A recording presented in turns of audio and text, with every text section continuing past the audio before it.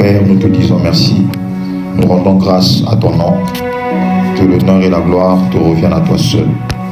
Dans le nom puissant de Jésus, nous avons prié. Nous disons tous Amen. Amen.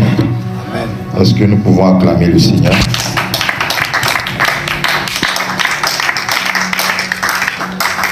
Je vous salue au nom de Jésus.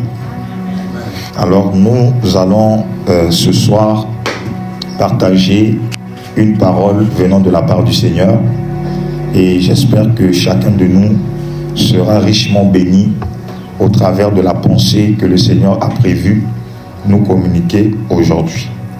Alléluia. Je n'ai pas donné un thème particulier à mon message de ce soir, mais j'aimerais que chacun de nous, sur la base de ce que nous allons donner ici, puisse nommer le thème que l'Esprit de Dieu le mettra à cœur. Je vais te donner le verset de base que nous allons lire ensemble. Jean chapitre 15, le verset 9 au verset... On va prendre plus le verset 16. Jean chapitre 15, le verset 16. C'est Jésus qui parle. Il déclare: « Ce n'est pas vous qui m'avez choisi, mais moi. Je vous ai choisi et je vous ai établi afin que vous alliez et que vous portiez du fruit et que votre fruit demeure. Et quelqu'un avec moi demeure.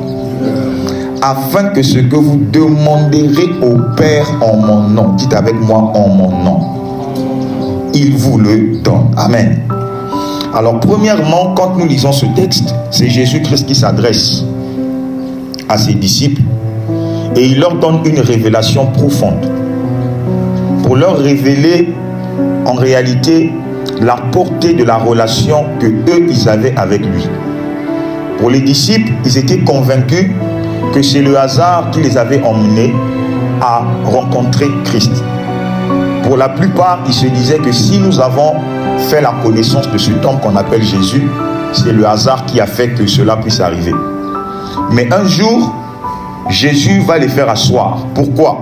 Parce que vous savez, bien aimé, lorsque tu n'as pas conscience pleinement de l'endroit où tu te tiens, lorsque tu n'es pas conscient de tout ce que implique le lieu où tu te trouves, tu ne prendras pas au sérieux ce que Dieu te demandera de faire. Beaucoup de personnes aujourd'hui servent Dieu avec beaucoup de légèreté, avec beaucoup de distraction, avec un manque de sérieux. Pourquoi? Parce que nous sommes comme les disciples à cette époque. Nous avons rencontré Jésus, mais nous marchons avec la mentalité où on se dit que c'est le hasard si j'ai connu le Seigneur. C'est le hasard si je me suis retrouvé à prier dans cet endroit. C'est le hasard si aujourd'hui, moi aussi, j'ai la grâce de côtoyer par exemple tel homme de Dieu, tel serviteur de Dieu. C'est un concours de circonstances qui a emmené cela. Du coup, on se dit que, étant donné que c'est un hasard, parfois ça nous emmène à ne pas être sérieux dans ce que nous faisons. Parce qu'on se dit que c'est un hasard. Les disciples aussi se disaient que c'est le hasard qui les avait conduits à devenir proches de Jésus. Ce sont des circonstances naturelles qui les avaient emmenés à être proches de la personne de Jésus. C'est alors que Jésus un jour va les faire asseoir pour leur faire comprendre qu'en réalité rien n'était le fruit d'un hasard, mais tout était la conséquence d'un projet bien ficelé par le royaume de Dieu. Écoute bien aimé, lorsque tu es convaincu que les choses ont commencé par toi, lorsque tu penses que c'est toi qui es l'initiateur des choses, lorsque tu estimes que la relation entre toi et Dieu a commencé par toi, ça veut dire que c'est toi qui auras toujours le dernier mot. Ça veut dire qu'à chaque fois, ça sera toi qui décides.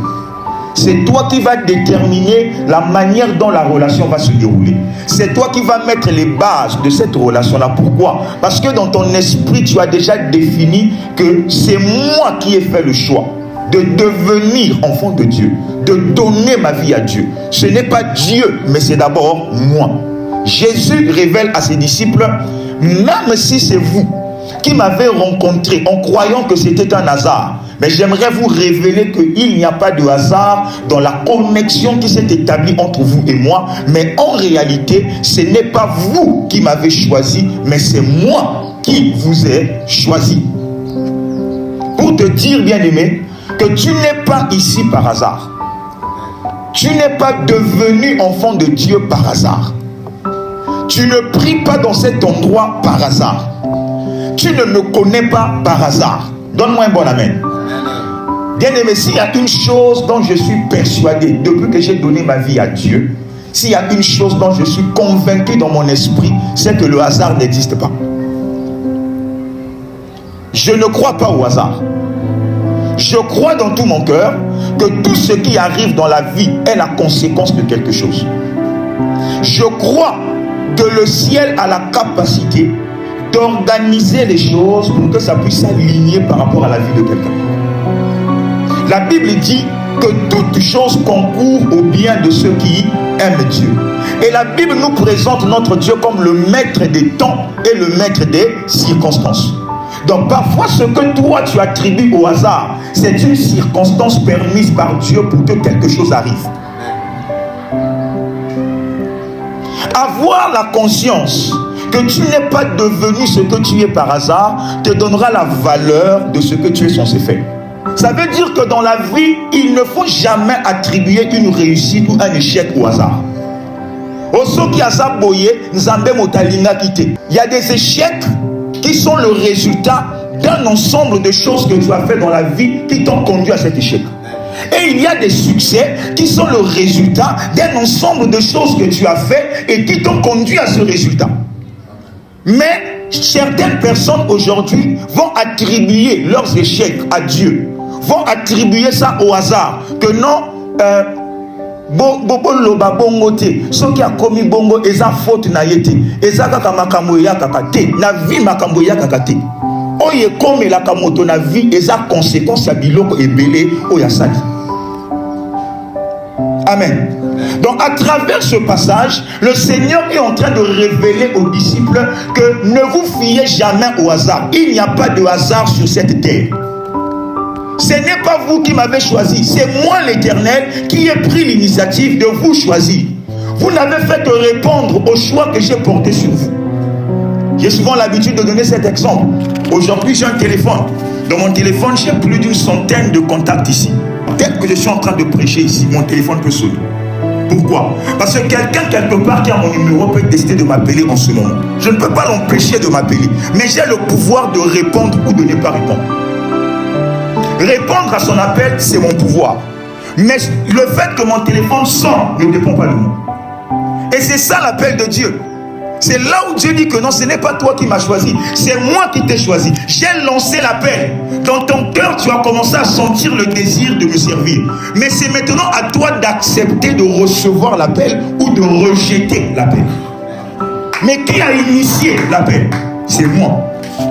Le hasard n'existe pas. Et quand Dieu décide de choisir ou d'appeler quelqu'un, Dieu va mettre en place un ensemble de mécanismes juste pour t'appeler. Il peut créer un problème dans ta vie, un problème où tu vas voir X, il n'a pas de solution. Y, il n'y a pas de solution. Jusqu'à ce que ta conscience te dira, mais au fait, Lukana nous amène. Et quand tu viens chercher Dieu, Dieu t'attrape. Et tu commences à le servir. Par la douleur, Dieu appelle quelqu'un. Par les moments de bonheur aussi, Dieu peut appeler quelqu'un. Mais il faut que tu comprennes, bien aimé, une chose. L'un des éléments qui te donneront la capacité de valoriser ta vie chrétienne, c'est bannir en toi la notion du hasard. Le hasard n'existe pas. On ne devient pas enfant de Dieu par hasard. On ne se met pas à aimer Dieu par hasard. Mais comment? Comment tu peux aimer Dieu par hasard? C'est impossible. Tu ne peux pas te réveiller un matin au Komikolinganzambe. Ça n'existe pas. Alléluia. Donc quand vous rencontrez quelqu'un qui aime Dieu, l'amour que la personne a pour Dieu n'est pas tombé du ciel. C'est la conséquence d'un temps de sacrifice, à lire la Bible, à prier, à chercher Dieu. Ça fait naître l'amour et la passion pour Dieu. Le hasard avec Dieu n'existe pas. Donne-moi un bon amen. Jésus est en train de leur révéler une chose qui est capitale. Il dit, ce n'est pas vous qui m'avez choisi, mais c'est moi. C'est moi qui vous ai choisi. Répète avec moi, c'est l'Éternel qui m'a choisi. Dis encore, c'est l'Éternel qui m'a choisi. Alléluia. J'aime le mot choisir. L'appel, c'est pour tout le monde. Dieu nous a tous appelés. L'appel ne fait exception de personne. Dieu nous a tous appelés. Mais tu peux être appelé par Dieu sans que Dieu n'ait été choisi de manière spécifique. C'est possible que Dieu t'appelle, mais dans l'appel que tu as reçu de Dieu, il ne t'a pas choisi. Parce que choisir, ça devient une mise à part pour quelque chose de spécifique. Alléluia. Je peux prendre un exemple dans la Bible. Ceux qui aiment la lecture de la parole de Dieu, ils pourront le voir dans Juge chapitre 6. On nous parle de Gédéon. Quand vous lisez le livre de Juge chapitre 6, vous allez vous rendre compte que Gédéon est présenté comme un enfant d'Israël. Il est juif. Les Juifs, de par leur lignée, avaient une alliance avec Dieu. Parce que les Juifs sont les fils d'Abraham, les fils d'Isaac et les fils de Jacob. Amen. Donc ils avaient pour Dieu le Dieu d'Abraham. De ce fait, Gédéon était déjà dans l'alliance avec le Dieu d'Israël. Il appartenait au peuple de Dieu. Si je peux ramener ça dans notre temps, Gédéon c'est comme un homme qui est chrétien. De même que tous ici nous sommes des chrétiens. De par le fait qu'il a eu un appel, de le fait qu'il a une alliance avec le Dieu d'Israël, comme toi et moi nous sommes liés par le sang de Christ. Amen. Mais la Bible nous révèle que bien qu'étant juif, Dieu avait maintenant besoin de choisir quelqu'un au milieu du peuple juif avec qui il allait réaliser une mission spécifique. Qu'est-ce que Dieu va faire? Il va regarder parmi tout le peuple qui a une alliance avec lui et il va porter son regard sur Gédéon. Et il va dire à Gédéon, l'Éternel est avec toi, vaillant héros. Et il dit, c'est toi que l'Éternel a choisi afin de libérer le peuple juif de la captivité de Madian. Une famille peut être une famille chrétienne, mais dans cette famille chrétienne, Dieu peut choisir quelqu'un pour accomplir quelque chose de spécial. On peut tous avoir reçu Jésus dans notre vie comme notre Seigneur et notre Sauveur. Mais en ayant accepté l'appel, Dieu peut te choisir pour qu'au travers de toi, il puisse commencer à réaliser des desseins qui lui sont propres à lui-même. Alléluia. Il y a l'appel. Le premier appel que nous recevons, c'est l'appel au salut. Le jour où tu reçois Christ comme ton Seigneur et ton Sauveur, c'est l'appel au salut. En réalité, quand Dieu t'appelle, dans l'appel que Dieu te formule, il t'appelle automatiquement au service. Mais l'Éternel est en train de dire à ses disciples, ici Jésus parle, il dit à ses disciples, en réalité ce n'est pas vous qui m'avez choisi, mais c'est moi qui vous ai choisi. Alléluia. Donc, savoir que je ne suis pas devenu enfant de Dieu par hasard, mais c'est Dieu qui a pris le temps de choisir. Mais ça doit te rendre fier. Parce que choisir demande un temps de réflexion et de concentration. Voilà pourquoi j'aime Jésus. Moi, quand je veux m'acheter un pantalon ou une veste, quand je rentre dans une boutique, je ne dis pas bon, parce que je veux une veste, dès que je rentre, je prends une veste dedans dans la maison. Je ne sais pas si vous faites ça. Je n'ai jamais vu quelqu'un. Pourtant, dans ta tête, tu vas quitter la maison avec l'intention d'acheter une chaussure. Tu connais même déjà la chaussure que tu vas acheter. Mais bizarrement, quand tu arrives là, tu ne prends pas la chaussure, tu donnes l'argent, tu pars. Mais tu rentres, tu as déjà vu la chaussure, mais tu avais imaginé depuis ta chambre. Tu as vu ça, mais tu restes quand même. Pourquoi? Parce que le fait qu'il y a maintenant beaucoup de chaussures t'oblige maintenant à revoir ton choix. Tu dois réfléchir pour voir est-ce que la chaussure que je voulais prendre là, c'est toujours celle qui m'intéresse. Ça veut dire que là où il y a un choix, c'est qu'il y a eu un temps de réflexion. Là où il y a un choix, c'est qu'il y a eu un temps d'observation. Un choix bannit le hasard. Donc Dieu veut leur faire comprendre que si je vous ai emmené à être à mes côtés, ce n'est pas un hasard. J'ai pris le temps d'observer, de regarder minutieusement, comme avec un microscope. J'ai pris mon temps. Donc ce n'est pas parce que les hommes dans ton entourage te pointent du doigt par rapport à ton passé qui est sale, que moi l'Éternel, je veux te choisir par rapport au regard des hommes. Le choix de Dieu ne dépend pas du regard des hommes. Les hommes peuvent avoir ton CV et te taxer comme quelqu'un d'impropre, de sans valeur. Mais Dieu te regarde, il dit, c'est toi que j'ai choisi. L'Éternel dit à Samuel, je me suis choisi un nouveau roi à la place de Saül. Va dans la maison d'Isaïe, 1 Samuel 16. Va dans la maison d'Isaïe et là-bas tu trouveras le roi que moi je me suis choisi. Alors Samuel est perdu. Il se dit, mais toutes les personnes qui ont les critères logiques, humainement, Dieu me dit que ce n'est pas eux. Alors qui il a choisi? Et quand David se présente devant Samuel, automatiquement, la voix de l'Esprit dit à Samuel, c'est lui le roi que moi, l'Éternel, j'ai choisi pour guider mon peuple. Samuel raisonne. Dieu lui dit une phrase, une parole tellement profonde. Il dit, l'homme regarde à l'apparence, mais l'Éternel regarde au cœur. Alléluia. Ça veut dire que quand Dieu te choisit, ça n'a rien à voir avec la taille que tu fais.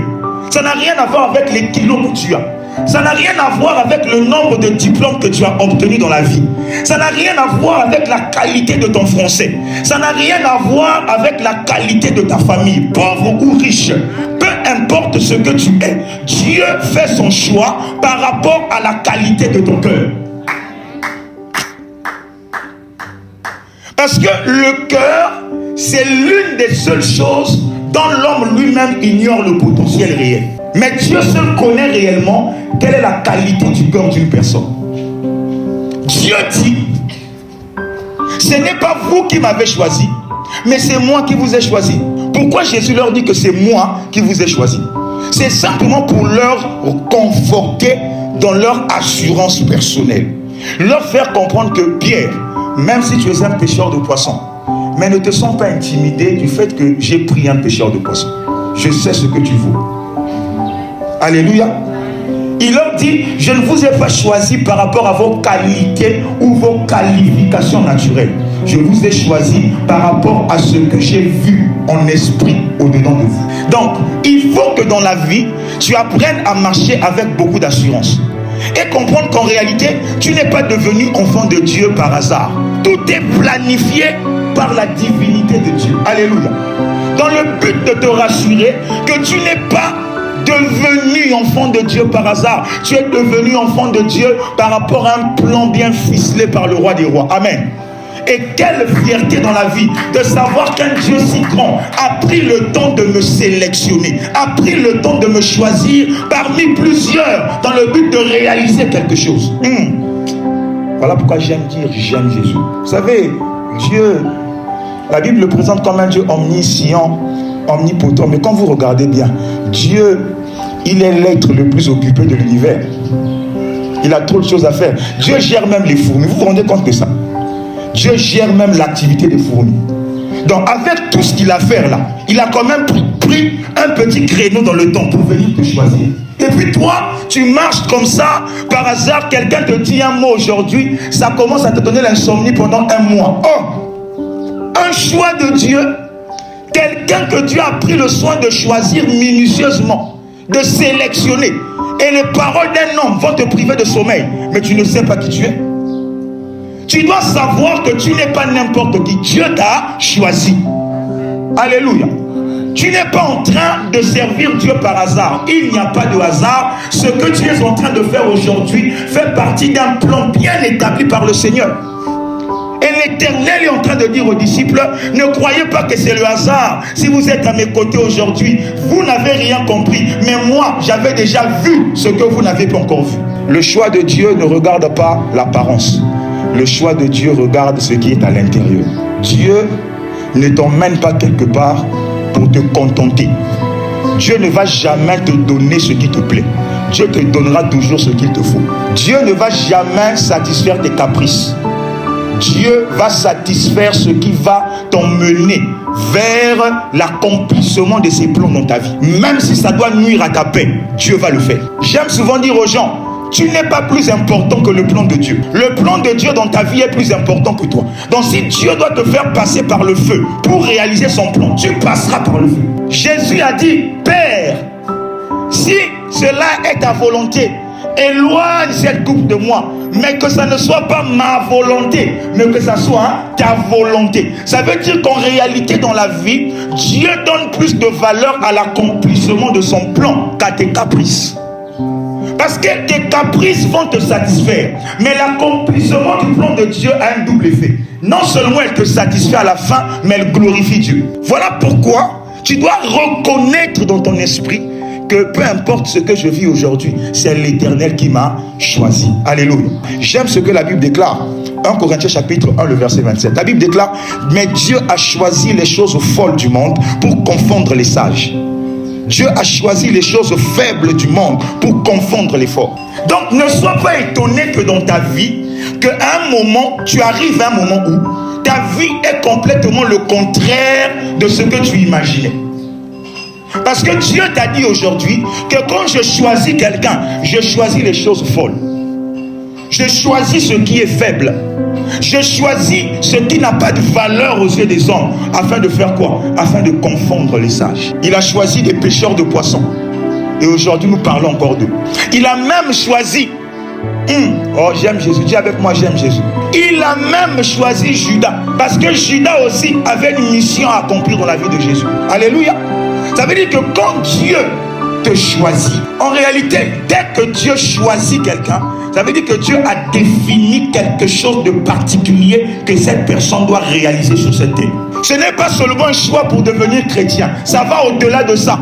Tu n'as pas été appelé seulement pour avoir l'identité d'un chrétien. Tu as été appelé pour être choisi, mis à part, pour accomplir des grandes choses. Alléluia. Jésus-Christ continue, il dit encore, non seulement c'est moi qui vous ai choisi, je vous ai choisi et je vous ai établi. Amen. Maintenant, pourquoi est-ce qu'on a souvent des doutes par rapport au fait que Dieu nous a choisis? Parce que nous mettons un focus sur nos manquements. Nous aimons plus regarder à nos faiblesses, à nos failles.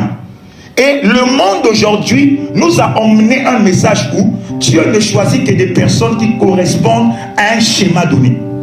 Le choix de Dieu correspond à un schéma donné. Dieu n'utilise qu'un type de personne donnée. J'aimerais dire aujourd'hui que c'est totalement faux. Amen. Tu peux aimer Dieu, venir à l'église tous les jours, prier le matin, midi et soir, lire la Bible de Genèse, Apocalypse, mais Dieu ne te choisit pas de manière spécifique.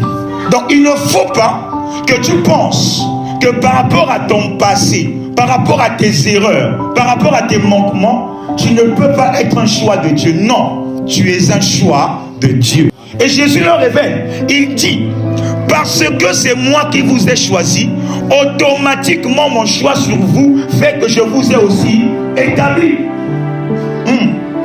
Dis avec moi, Dieu m'a établi.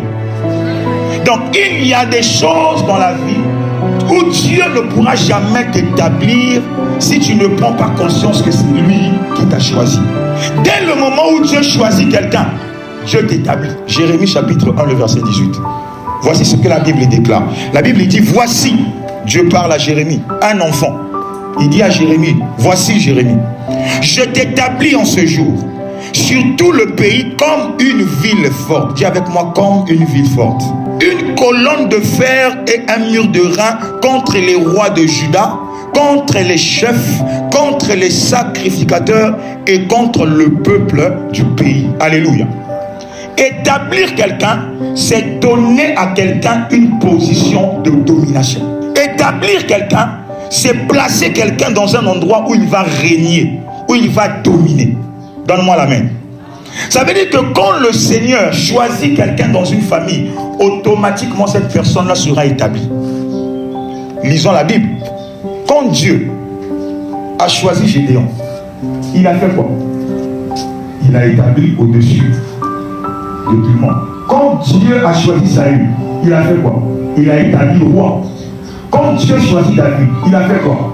Il a établi roi. Et la Bible va plus loin. La Bible nous révèle que même les disciples de Jésus, parce que Christ les a choisis, après il a fait quoi? Il les a aussi établis. Donc établir quelqu'un, c'est confirmer la position de quelqu'un. Établir quelqu'un, c'est le mettre à l'endroit où les gens vont voir ce que Dieu a décidé de faire dans sa vie. L'Éternel a dit, je vous ai choisi, mais je vous ai aussi établi. Et il est en train de parler à Jérémie, il dit, je t'ai établi en ce jour sur tout le pays. Ça veut dire que quand Dieu t'établit, ça veut dire automatiquement que tu seras au-dessus d'une certaine mêlée. Ça veut dire qu'il y a des choses qui ne peuvent plus être au-dessus de toi. Mais tout est dans la révélation. Car la Bible dit, aussi longtemps qu'un héritier reste un enfant, il ne diffère en rien d'un esclave. Dieu peut avoir établi quelqu'un, mais si tu n'es pas conscient que tu as été établi, d'autres vont marcher sur toi avec une couronne sur la tête. Parce que tu n'as pas la révélation de là où Dieu t'a positionné. Alléluia. Dieu t'a appelé, Dieu t'a choisi, Dieu t'a établi. Et remarquez une chose, quand quelqu'un est établi, c'est là qu'il aura la révélation de l'ennemi en face de lui. Il y a des combats dans ta vie qui ne se lèveront que quand on va t'établir. Il y a des défis dans la vie que tu n'affrontes que quand Dieu veut t'établir. Quand Dieu veut te positionner, c'est là que les ennemis vont se lever. Parce que tu es arrivé à un stade de ta vie où tu ne dois plus être caché, mais tu dois être révélé. Maintenant, qui va accepter que tu sois révélé? Qui va accepter? Voilà pourquoi, bien-aimé, ne te compare pas aux gens. Que non, mais pourquoi moi je prie, ma vie n'avance pas, mais même ceux qui ne connaissent pas Dieu, leur vie avance. Non, toi tu pries, ta vie a des problèmes pour avancer, parce que dès le moment où Dieu t'a choisi, il a prévu t'établir. Et il y a des forces qui ne veulent pas que tu sois établi. Ils vont te combattre parce qu'ils ne veulent pas voir ton établissement quelque part. Il dit encore, il dit, non seulement je vous ai établi, mais il a dit, je vous ai établi afin que vous alliez et que vous portiez du fruit et que votre fruit demeure. Afin que ce que vous demanderez au Père en mon nom, il vous le donne. Alléluia. Donc Jésus est en train de donner une révélation à ses disciples. Il leur fait comprendre que non seulement je vous ai choisi, ça veut dire que le hasard n'existe pas, mais deuxièmement, je vous ai établi. Mais quand j'aime bien que l'on comprenne la pensée de Jésus. Quand Jésus est en train de dire aux disciples, je vous ai établi, est-ce que eux, en ce moment-là, ils se voient comme des gens établis? Quand il dit, je vous ai établi, quand Pierre se regarde, en quoi il est établi? En rien. Mais c'est Jésus qui le dit. Non seulement je t'ai choisi, mais je t'ai établi. Autrement dit, c'est une parole de révélation. Jésus veut faire comprendre à ses disciples, le plus important, ce n'est pas d'abord ce que vos yeux remarquent. Ce ne sont pas les changements que vous allez remarquer. Il veut faire comprendre aux disciples que parce que c'est moi Jésus qui vous ai choisi, parce que c'est moi qui vous ai mis à part, c'est moi aussi qui vous ai établi. Le fait que tu es avec moi, tu dois croire que tu es déjà établi. Même si naturellement tu n'as pas les signes d'une vie ou d'un homme qui a été établi, mais parce que Christ est avec moi, je crois que je suis établi. Dis avec moi, je crois que je suis établi. Le problème qui est un frein à la manifestation de la puissance et de la gloire de Dieu dans l'église aujourd'hui, c'est un problème de foi. Dieu fonctionne toujours avec la foi. Quand Dieu te dit je t'ai choisi, il te donne l'information. Maintenant, c'est à toi d'y croire ou de ne pas y croire. Maintenant, ta capacité à croire révèle les choses. Ta volonté à ne pas croire cache les choses. Quand Dieu me dit je t'ai choisi, dès que je le crois, je commence à vivre dans mon quotidien avec les signes d'une personne choisie par Dieu. Quand Dieu me dit je t'ai établi, dès que je le crois, je commence à vivre avec les signes d'un homme établi. Donc le résultat ne dépend pas de Dieu. La part de Dieu, c'est de révéler. Ta part, c'est de croire. Quand Dieu te dit par ma voix que je t'ai choisi, est-ce que tu crois ça? Ou ça sonne comme un discours? Si tu ne crois pas, c'est ton problème.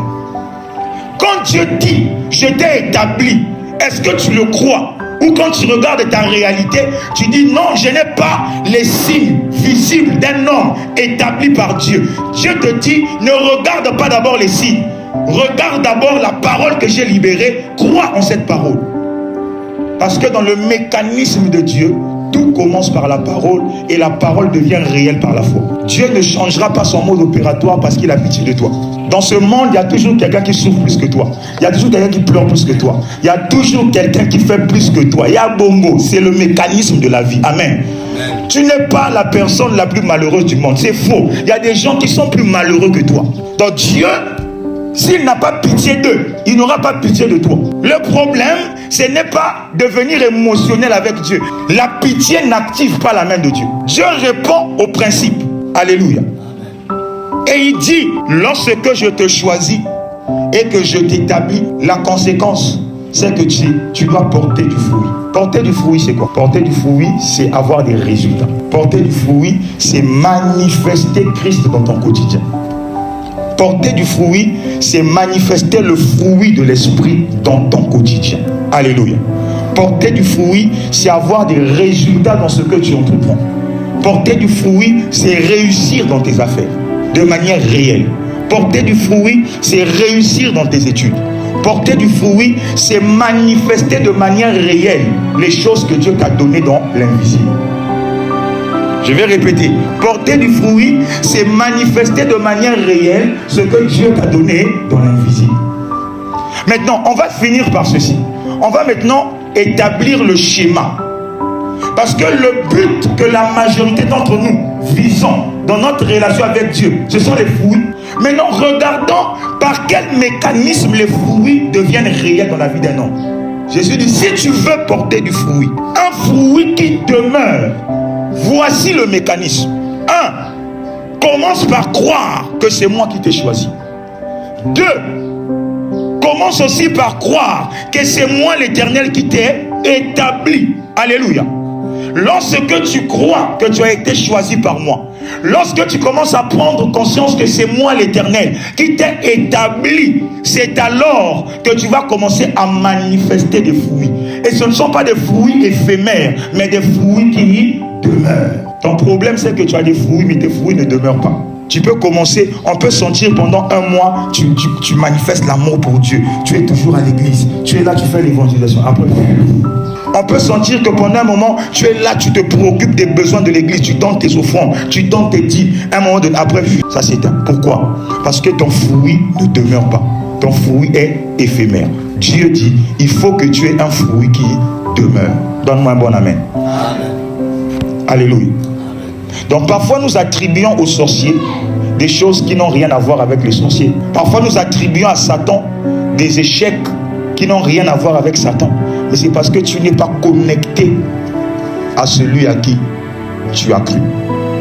Tu es comme une branche qui n'est pas connectée au tronc. Tu ne reçois pas la sève pour porter du fruit. Tu es stérile. Dieu doit te rendre fécond. Alléluia. C'est important que tu sois conscient de ces choses. Que tu n'es pas là par hasard. Vous savez, quand vous arrivez quelque part, vous rencontrez un homme de Dieu qui a des serviteurs fidèles. Des serviteurs qui même dans la tempête sont toujours avec lui. Des brebis qui même dans le désert sont présents. Ce sont des brebis qui ont compris que nous ne sommes pas ici par hasard. C'est Dieu qui nous a emmenés ici. Quand tu sais que Dieu t'a emmené quelque part, ça veut dire que Dieu a une bénédiction pour toi dans cet endroit. Alléluia. Donc tu bannis le hasard. Mais quand tu es un chrétien, tu arrives ici, tu n'es pas satisfait. Tu vas là-bas, tu n'es pas satisfait. Tu quittes ici, tu n'es pas satisfait. C'est pourquoi toi-même, tu ne sais pas réellement ce que tu veux. Tu dois être convaincu de là où Dieu t'a placé. Est-ce que tu sais que c'est Dieu qui t'a choisi et c'est lui qui t'a emmené ici? Parce qu'il veut accomplir des choses dans ta vie. Dieu veut que tu portes du fruit. Mais si tu veux porter du fruit, reste attaché. Reste attaché. Ne te détache pas. Des moments de faiblesse, ça arrive. Mais malgré la faiblesse, reste attaché. C'est comme ça que tu vas porter du fruit. Est-ce qu'on peut acclamer pour le Seigneur?